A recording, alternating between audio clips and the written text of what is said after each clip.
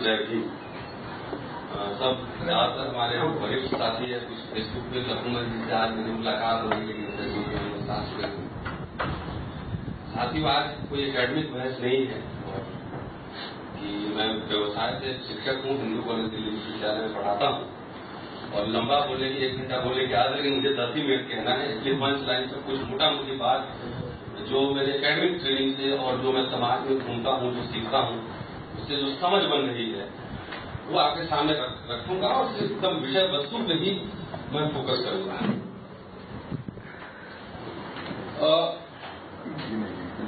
मैंने कहा कि एकेडमिक बात नहीं, इसलिए पूर्ण बहुत सारी बातें उसमें नहीं जाना, लेकिन कल मैंने एक छोटा सा एक लेख लिखा था, संदर्भ समझने के लिए जरूरी है, इसलिए मैं 1 मिनट उसमें बात करना चाहता। लिखा था ब्राह्मणवाद को समझे कैसे आखिर।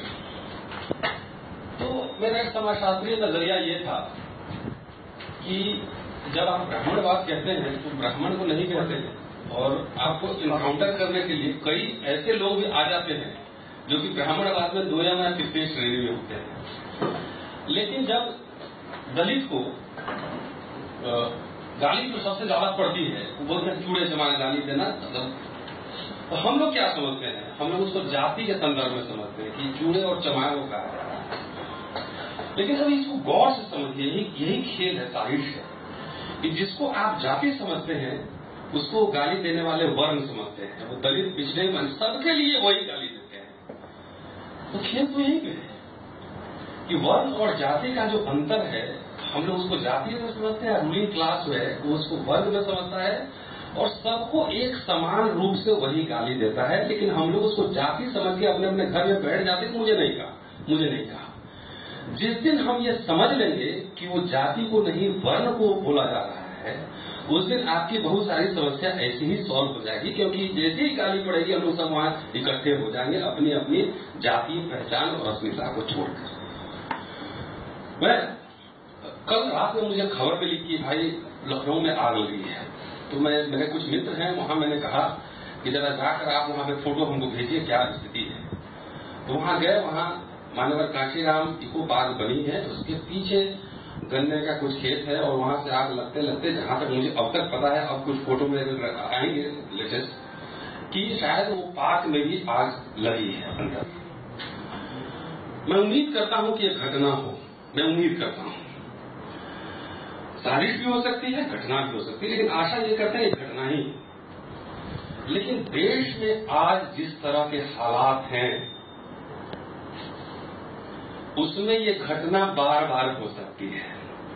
अगर काशीराम इको पार्क में अगर आज घटना संयोगवश लग रही है तो जगदेव प्रसाद जी के भी यहाँ आग लगेगी, वो ललन सिंह यादव के यहाँ भी लगेगी, एक एक की बारी आएगी धीरे धीरे। हम लोग जो समझ रहे हैं, जिस तरह से कई बार मैं कहता हूं कि मुर्गा जब कटता है तो एक कटता रहता है और दूसरा दाना चुगता रहता है, लगता है कि मेरी बारी नहीं आएगी। तो धीरे करके जितने भी हमारे जो बहुजन नायक हैं, जो वैकल्पिक राजनीति और समाज की बात करते रहे हैं, धीरे करके सबके यहाँ ये आकस्मिक दुर्घटना होगी, ये बात हमको समझने की है कम से कम। अब रही बात, करें क्या आखिर। साथियों, ब्राह्मणवाद को जितना हम आलोचना करते हैं, जितना हम सोशल मीडिया में लिख के तमाम, मुझे लगता है उससे कहीं ज्यादा उससे सीखने की जरूरत है, उसकी मोडस ऑपरेंडी को सीखने की जरूरत है। संघ परिवार 1925 में बनी है, 90 साल उनको लगे, प्रधानमंत्री बना दिया उन्होंने। हम लोग 33 लाख संगठन बनाए हुए होंगे भारत में, शोषित दल, पीड़ित दल, कुपोषित दल, फलना संगठन, ज्योतिबा फुले संगठन, डॉक्टर अम्बेडकर के नाम पे 33 लाख संगठन भारत में काम कर रहा हूं। मैं कोई संगठन नहीं चलाता, जहां आप बुलाएंगे वहां पे हम लोग आगे करेंगे। क्या ये सरकार की जो आत्मा है वो सरकार में है? नहीं, वो कहीं संगठन है, ऑक्सीजन कहीं और से आ रहा है। और जितनी जो घटनाएं हो रही है, जिग्नेश भाई बैठे हुए हैं, चाहे ऊना में दलितों के पीठ पे डंडे पड़े हो, चाहे सहारनपुर हो, चाहे आग लगने की घटना है, चाहे रोहितपुर मुला है, चाहे मिर्चीपुर है, चाहे तमाम देश के, आप नाम गिना लीजिए। मीडिया की रिपोर्टिंग नहीं है, थैंक्स टू सोशल मीडिया की हम लोग थोड़ा बहुत उसमें जानकारी ले पाते हैं। ये घटना नहीं है, ये संकेत है कि आने वाले दिनों में आपके ऊपर हमले और तेज होंगे, क्योंकि जो सिस्टम है वो खराब लग रहा है कि बहुत बढ़िया बढ़िया शर्ट पहन के बैठे हुए हैं, बढ़िया सेव किए हुए, बढ़िया चश्मा लगाए हुए, इनको दर्द इसी बात है। तो ये घटनाएं लगातार जो है ये बढ़ेंगी, क्योंकि जो मनोवृत्ति है ना, वो कहते हैं, वो जो कहते लोग कहते हैं, आजकल मैं कहीं बैठा हुआ था तो बोले मनु कहाँ है, अनु परमाणु की दुनिया में मनु कहाँ है? ये मनु वो मस्तिष्क में है, इधर है, वो सबके मस्तिष्क में संस्कार घर में पैदा होने के साथ ही यहाँ पे ट्रेनिंग हो जाती है। तो नफरत करना सिखलाया जाता है। लोग समझते हैं कि आपको गंदा मैला कुचैला रहना चाहिए, खाना जो है टूटे बर्तन में खाने चाहिए, ऐसे देखने की उनकी प्रवृत्ति है। इसलिए जैसे जैसे आपकी आर्थिक समृद्धि बढ़ेगी, जैसे जैसे कार के साइज बड़े होंगे, जैसे जैसे आपके कपड़े अच्छे होंगे, वैसे वैसे आपके बच्चे जब विश्वविद्यालयों में जो पूरा जो टॉर्चर शुरू हुआ है, क्यों हुआ है कि मैं पढ़ाता हूँ, 20 साल मैंने पढ़ा लीजिए, आपके बच्चे आ रहे हैं अंग्रेजी बोलने वाले आ रहे हैं, स्टाइलिश आ रहे हैं, इकोनॉमिक्स पढ़ रहे हैं, इंग्लिश पढ़ रहे हैं, अंग्रेजी बोल रहे हैं, तो वो पेट में दर्द हो रहा है, ये भी अंग्रेजी बोल रहा है। उससे भी ज्यादा जो महत्वपूर्ण है कि लोगों ने सवाल करने शुरू कर दिए हैं। मैं सवाल करता हूँ, मेरे दोस्त सवाल करते हैं, हर जगह सवाल उठ रहे हैं। तो अगर आप सर्वेक्षण करेंगे तो आप पाएंगे कि जहां जहां लोगों ने सवाल करना शुरू किया है, वहीं वहीं उनकी दमन और पिटाई ज्यादा तेज है। सहारनपुर में भी सवाल ही किया गया था, वो प्रशासन से सवाल किया गया था कि बगैर परमिशन के आपने क्यों चलाया, और अहंकार देखिए, अरे ये सवाल करेगा हमारे सामने। ये एटीट्यूड आपको समझना पड़ेगा कि क्या एटीट्यूड है। 25 साल से मैं दिल्ली में हूँ, मैं रहने वाला बिहार का हूँ, और जमीन पे भी कई बार घूमता रहता हूँ। अब यहाँ मीटिंग चल रही है, एक जगह और मीटिंग चल रही है दिल्ली में ही, 11 तारीख को पटना में मीटिंग है, और कई जगह दिनेश भाई हम लोग साथ कई बार आते हैं। साथ में एक आग्रह है, मैं अपने आप को मिट्टी में मिलाने के लिए तैयार हूँ, मुझे कोई पहचान नहीं चाहिए, मैं शिक्षक हूँ, मेरे लिए काफी है। हम लोग अकेले अकेले जो महान बनने की प्रवृत्ति है ना, कि मैं ही कर दूंगा सब कुछ, संघ से सीखिए।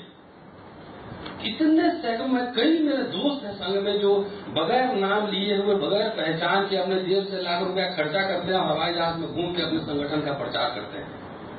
हम लोगों ने उनसे सीखा नहीं, हम लोगों ने खाली आलोचना की है। मैं जहां भी जा रहा हूं, अगर दिलीप भाई शायद आएंगे, दिलीप मंडल साहब दूसरे सत्र में, उनका सोशल मीडिया में बहुत जबरदस्त पकड़ है, लाख से ज्यादा उनके फॉलोअर हैं।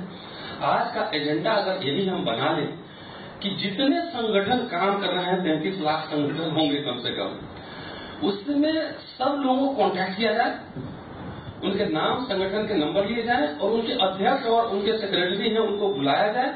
अगर 1000 संगठन को भी हम लोग बुला लिए, बड़ी सभा रामलीला ग्राउंड में, चाहे कहीं बड़े हॉल में, तालकटोरा स्टेडियम में कर लिए, परिसर हम लोग बना पाए, तो हम लोग आरएसएस के जैसे संगठन खड़ा करने में और उसको काउंटर करने में हम लोग सक्षम होंगे। अन्यथा अकेले अकेले सब लोग लग रहे हैं, पीटेंगे पिटाएंगे, यही चलता रहेगा। तो बाबा साहब ने कहा था संगठन में शक्ति है, तो संगठन हम लोग थोड़ा सा बिखरे हुए हैं, इनको बनाइए, हम लोग काम करके जहां बुलाइए हम दरी बिछाने आएंगे।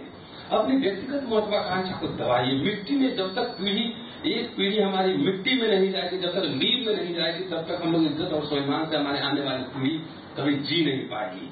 और चुनौतियां बहुत ज्यादा हैं, स्थिति गंभीर होती जा रही है, यकीन मानिए। और लोग कहते हैं, मैं एक जगह बोल रहा था, बोला कि शहर में कहाँ जाति पाति है, उनको पता ही नहीं लगता है। तो मैंने कहा भाई साहब आप गलत है, जाति तो न शहर में रहती है न गांव में रहती है, आपके खोपड़ी दिमाग में रहती है। आप मंगल पे भी जाएंगे तो लेके जाएंगे, अमेरिका में साइंटिस्ट भी बन जाएंगे तो यही लेके जाएंगे, मैट्रिमोनियल निकालेंगे तो सब कुछ गोत्र देख के निकालते हैं। तो ये मुझे रहने दीजिए, आप अपना ज्ञान अपने पास रखिए। तो ये लोग अब कह रहे हैं जाति भी खत्म होना है। जाति कैसे खत्म होगी? नहीं खत्म हो सकती है, जन्मना है, जातियां रहेंगी। दुनिया में, चाइना में, दुनिया तमाम जगहों पे विभिन्न समुदाय, विभिन्न वर्ग रहे हैं।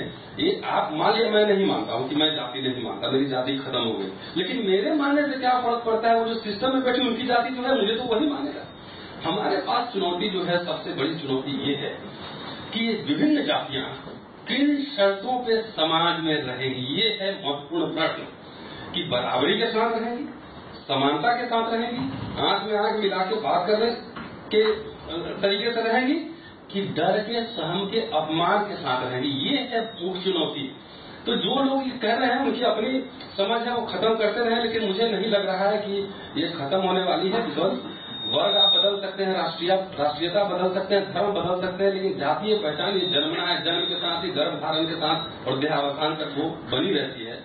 तो हमारी लड़ाई का मुख्य एजेंडा होना चाहिए किन शर्तों पे हम रहेंगे समाज में, ये है समानता के आधार पर। दूसरी बात, मैं अब 2 मिनट शायद मेरे पास में एक जगह बचा कि अब अगर हम संगठन बना भी लेते हैं बड़े स्तर पे, डॉक्टर साहब बैठे हुए, गौतम साहब हमारे सीनियर हैं और काफी इनका योगदान है कि ये एजेंडा पे एक रखा जाए कि सोशल मीडिया में हम लोग की जितने भी संगठन है भारत में उनको एक परिसंघ बनाए, उनको लाएं।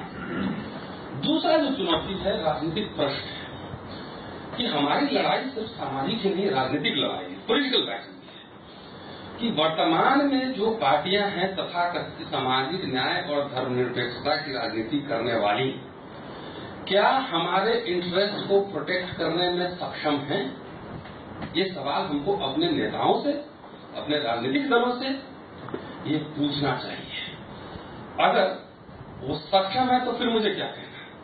लेकिन जो स्थितियां मैं देख रहा हूं, रोहित बोमला के केस में हम लोग काफी आंदोलन किया, मैंने किताब भी लिखी 2 महीने के अंदर, जितने मैंने लेख लिखे और जितने मैंने बोले, और कितने रोहित नाम से कभी मौका मिले तो पढ़िएगा, समय से छवि कि रोहित बोमला से लेकर तमाम जो घटनाएं देखिए, या फिर पिछले 35 साल में 2,83,000 करोड़ रुपए SC/ST कल्याणार्थ वापस हो गए हैं और जो खर्च हुए वो दिखा नहीं, कहां लूट हुई, कौन खाया, हम जानते नहीं।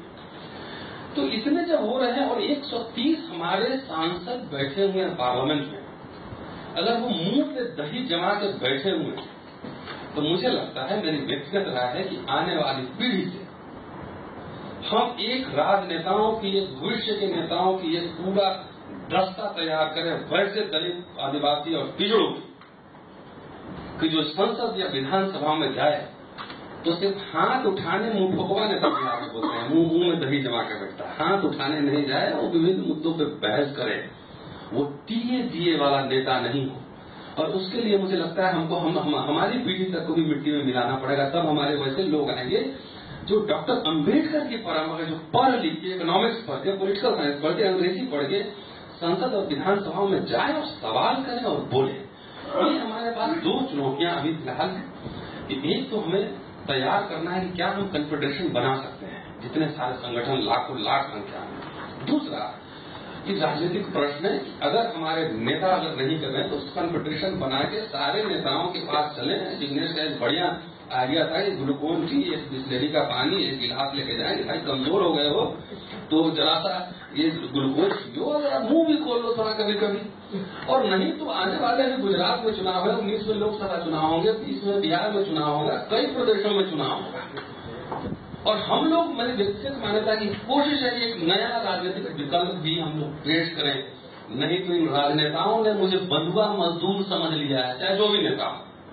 सहारनपुर के मसले में 1 महीना हमने लिखा और उसपे कितने नेता गए, और जो गए वो ऐसा भाषण दिए वहां पे जैसे लगा कि बच्चों का क्रिकेट मैच में झगड़ा हो गया है और आए हैं पंचायत करना है, भैया ये बताओ।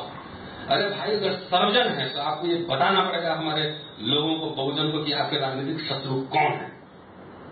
नहीं कि आप बहुजन जो पूरा ट्रांसफॉर्मेशन है, हमको लगता है कि काशीराम जी को एक बार पढ़ने की और समझने की जरूरत है, अम्बेडकर को पढ़ने और समझने की जरूरत है। हम जैसे लोगों का काम यह है कि आप मुझे एक काम छोड़ दीजिए, भाई रतन ऐसा है, तेरा काम है दिन भर पढ़ना और पढ़ के बताना कहाँ का लिखा। मेरे लिए सबसे ज्यादा आसान काम ये होगा, जो कि थोड़ा कठिन भी है, पढ़ना कठिन होता है। लेकिन हम लोग को एक दस्ता ऐसा बनाना चाहिए जो रिसर्चर का दस्ता हो, जो पढ़े और मटेरियल सप्लाई करे। वो काम हम जैसे लोग हैं, सोसाइटी क्या करेंगे, यही करेंगे कि आपको कम से कम पढ़ के बता सके। तो ये सब चुनौतियां आप सब, ज्यादातर बुजुर्ग यहाँ पे हैं, हमारे छोटे मतलब जूनियर साथी भी हैं, हमारे हम उम्र भी हैं। तो ज्यादा अनुभव मेरा नहीं है, लेकिन इतना मैंने समझा है तो आपके साथ सामने मैंने रखा। मैं बिहार में यहाँ से जाकर एक बार इंडिपेंडेंट चुनाव भी लड़ा था, पिछले विधानसभा चुनाव में, और इसलिए मैं लड़ा था। मैं जानता था कि मैं जीतूंगा नहीं, लेकिन बाबा साहब अम्बेडकर अमेरिका से आके गए थे, तालाब में उधर पानी का ना, इसलिए जमीन की रियलिटी, हकीकत कहते हैं। हम गांव में जब तक जाएंगे नहीं, लोगों के बीच जाएंगे नहीं, उनसे बात नहीं करेंगे, उनके साथ बैठेंगे नहीं, खाना नहीं खाएंगे, तो हम सीखेंगे कैसे। हमको जो प्राइमरी का ना फर्स्ट टच, जो फीलिंग होती है जमीन की, वो कैसे आएगी। तो ये सब सारी बातें हैं, बाकी आज चर्चा होगी विस्तार से। और यही बात मैं जो आपके सामने कह रहा हूँ, मैं जहां भी जा रहा हूँ ये बात कह रहा हूँ लोगों के बीच। कि साथियों ये महत्वाकांक्षाएं और ईगो और तमाम बातें इसको मिट्टी में मिलाइए, और जब हम सब मिट्टी में मिलेंगे तभी खाद बनेंगे, और जब खाद बनेगी तो हमारी फसल जो है ना वो ज्यादा फर्टाइल लगेगी। शुक्रिया साथियों, जय हिंद।